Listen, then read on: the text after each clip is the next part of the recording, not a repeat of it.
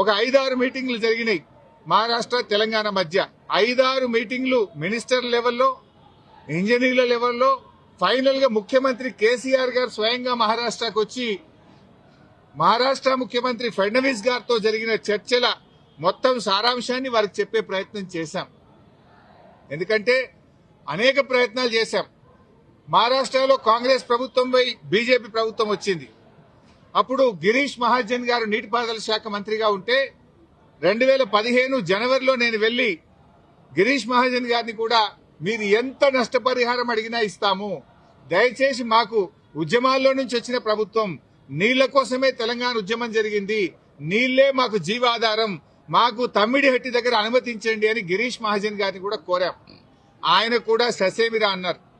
అప్పుడు మన రాష్ట్ర ముఖ్యమంత్రి కేసీఆర్ గారు స్వయంగా మహారాష్ట్రకు వచ్చి అక్కడ మహారాష్ట్ర రాజ్భవన్ లో విద్యాసాగర్ రావు గారి గవర్నర్ గారి సమక్షంలో మహారాష్ట్ర ముఖ్యమంత్రి ఫడ్నవీస్ గారిని 17 ఫిబ్రవరి 2015 రోజు తమ్మిడిహట్టి దగ్గర బ్యారేజ్ కట్టడానికి అనుమతి ఇవ్వండి అని అనేక రకాలుగా కేసీఆర్ గారు మహారాష్ట్ర ప్రభుత్వాన్ని, మహారాష్ట్ర ముఖ్యమంత్రి గారికి విజ్ఞప్తులు చేశారు.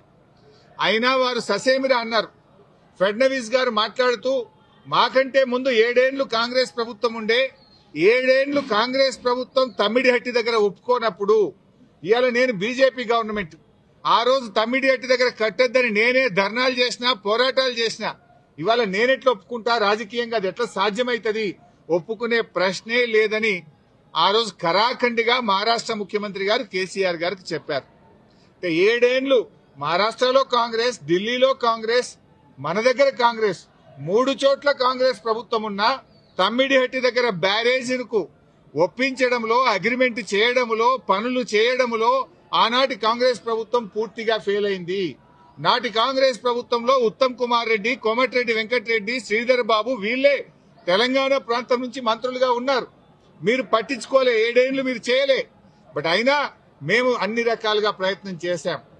ఇంత మధ్యలోనే, ఈ సమయంలోనే సెంట్రల్ వాటర్ కమిషన్ తమ్మిడిహట్టి దగ్గర నీళ్లు లేవు అని 2 లేఖలు రాసింది.